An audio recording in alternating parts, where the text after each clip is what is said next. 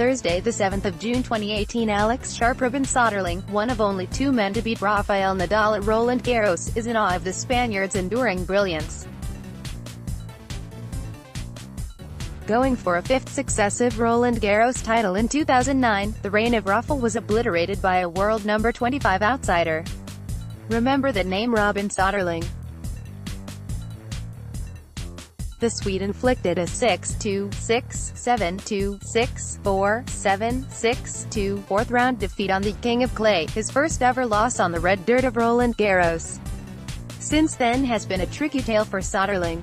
After a decade on tour, Soderling's ranking peaked at number 4 in the world. Paris in particular holds a special place in his heart. A year after ruling Rafa, he surged into the Roland-Garros final in 2010, losing to the Spaniard in straight sets. He also claimed the Paris Masters later that autumn. Copyright Johnny Gotcha, FFT. But in 2011, a nasty 4-year battle with glandular fever began, culminating in Soderling's retirement from the professional ranks in December 2015. Mentally and physically it was draining, but Soderling was determined to stay in the sport. He has since set up a tennis ball and accessory company, and recently began coaching fellow Swedish up-and-comer Alex SharpRobin. The 33-year-old has returned to the French Open this week for the first time since 2011, and was in good spirits as he reflected on his career with reporters. Surprisingly, a certain Spaniard dominated the conversation. He's still here and has a chance to win 11 times. I don't think we're ever going to see that again, well, at least not in my lifetime, joked Soderling in press. It's unbelievable. It says so much about him. And what I'm really impressed with is that he looks almost as hungry, or even hungrier than when he won it the first time.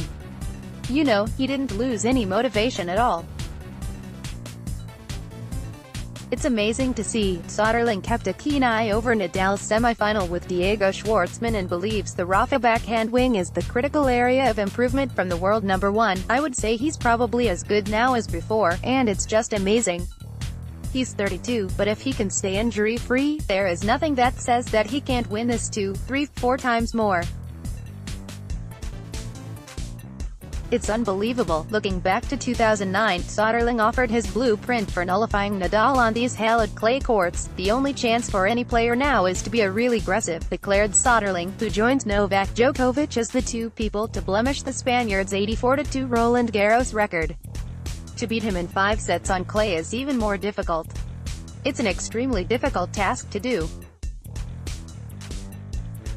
You have to take a lot of risks, but nothing is impossible. As Robin himself proved, now coaching world number 122 YMER, Soderling said he would instruct a pupil facing Nadal to adopt the right mindset in order to oust the reigning champion. I would say, don't think too much about how much you have to do.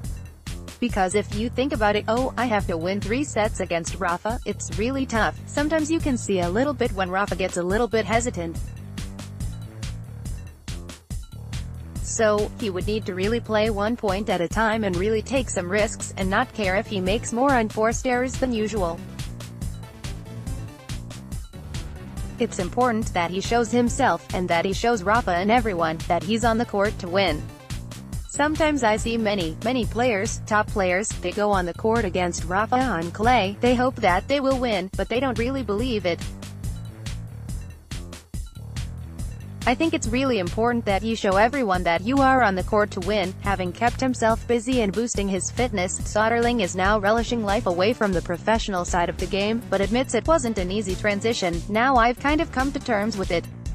But, of course, sometimes when I travel with Elias to tournaments, I'm there as a coach.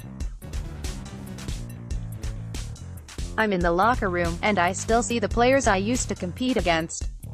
They are still playing. Of course, sometimes I feel, oh, I should be here as a player, not as a coach, revealed the 33-year-old. At the same time, I see all the stress in all the players' faces. You know, they are stressed before their matches. It's a certain life. It's a tough life, but it's a lot of fun. I see that Elias improved a lot. We started a year ago, and he was 280. Now he's really close of breaking the top 100, which is of course, a goal for him and a goal for me. It's beautiful, and makes me happy when I see that he's improving.